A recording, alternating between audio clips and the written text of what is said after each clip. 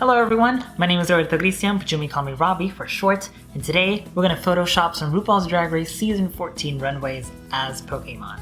I made a poll some time ago, and those who voted wanted to see this video first, so here it is. I'll put out the other two videos eventually, but it's hard to maintain a consistent upload schedule when you work full-time. If you're new here, and you'd like more Pokemon content like this, consider subscribing. We're pretty close to 1,000 subscribers, so it would be amazing if you subscribed so that I can finally monetize this channel. So please subscribe so I can get that money. I decided to Photoshop 5 looks that weren't covered during my Season 14 Gym Leaders video. Alyssa Hunter's Cast RuVeal look, Jasmine Kennedie's Red Hot Resort and Bridal Couture runways, Daya Betty's Mirror Mirror runway, and Kerri Colby's now iconic Thanos-inspired look for the grand finale. I'll be covering each look by showing you a shortened version of my process, followed by the final result. Disclaimer, it is important to remember that I am not a professional photo editor by any means. This is simply a fun video idea that I wanted to incorporate to my channel, so I hope I did a good job despite my limitations. Also, peek at that lifeguard tan. That is a dramatic change in the color of my skin. Woo! We'll start with Alyssa Hunter's Cast RuVeal look, which immediately reminded me of Xurkitree when I first started preparing this video. I first started experimenting with the cuffs on Xurkitree's body and transferring them to Alyssa's legs and arms. I positioned them and erased some of the details to look as cohesive with the image as possible. Then I tried taking the fascinator on her head and making it look like Xurkitree's head, but that ended up being too complicated, so I scrapped the idea. Instead, I changed the neon yellow color palette to a copper color that matched the prongs on Xurkitree's extremities. Then, disaster struck. This needs to stop crashing. It needs to stop crashing, because I am not doing all of this damn work again. And the program froze. Exit page. Yeah, not my proudest moment. Hopefully I had saved my project, so all I had to do was restart my computer and pick up where I left off. Afterwards came what I considered to be the hardest part of this image. I wanted to put the PNG image of Xurkitree to look like it was there with her. I decided to manually erase everything outside the silhouette of Alyssa by copying the original layer on top of itself and pasting the Xurkitree PNG between both of those layers, in front of the background but behind Alyssa. After lots of zooming in and out and refining some of the details, I put a white frame to give it a finished look. And voila! Here's the final result of Alyssa's Cast RuVeal look as Xurkitree. The next two runways I worked on were from Jasmine Kennedie, both of which I coincidentally gave a water-type Pokémon. We'll start with her Red Hot Resort look, which I'll be photoshopping as a Kingler, since she has pincers for hands.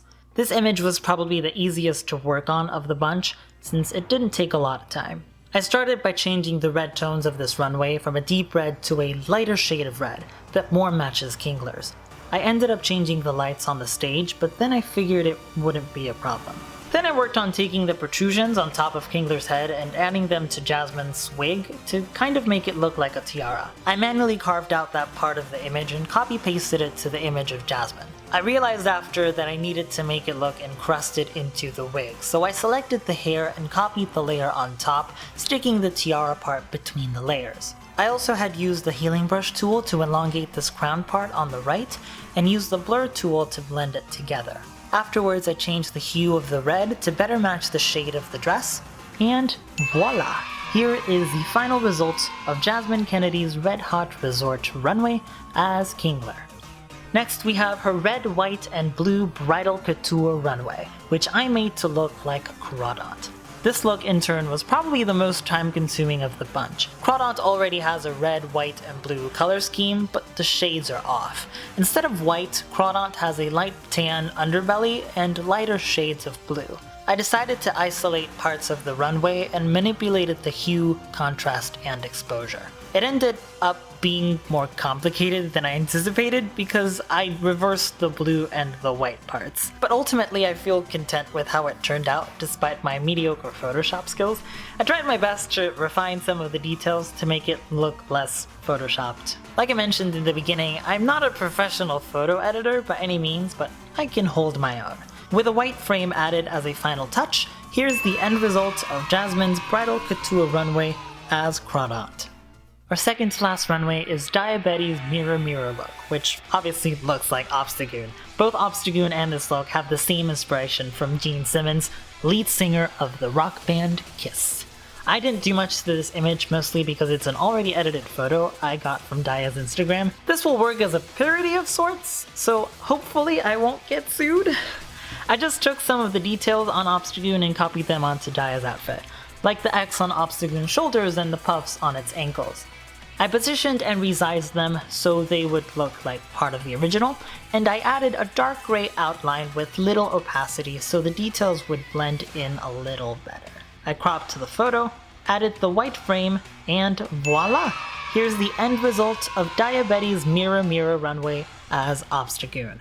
All of these kind of look like cosplays to me after doing this. Finally, we have the whammy. The top tier look of this entire season, Kerri Colby's grand finale look, which I tried to make look like Dialga in its altered form. This Photoshop job was actually pretty simple, since all I needed to do was change the hue for the entire image. What made it time consuming was having to slowly erase everything surrounding her silhouette so that it looked believable. Afterwards, I tinkered with the hue and saturation settings again to make the dress match the silver armor around Dialga, especially since her headpiece to me resembles Dialga's tail. I kept the bluish skin color because it would be even more complicated to erase the parts exposing the skin, considering how many small holes this look has. Plus, it reminded me of DITTO'S monochrome look from the season 5 finale. I zoomed in and out to refine some of the details, and done. Here's the final results for Kerri Colby's grand finale look as Dialga.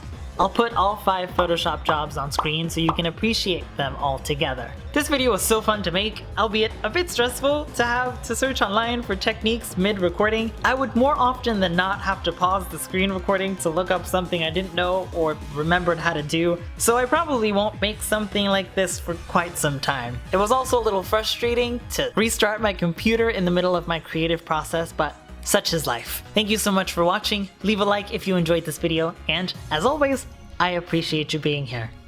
Bye!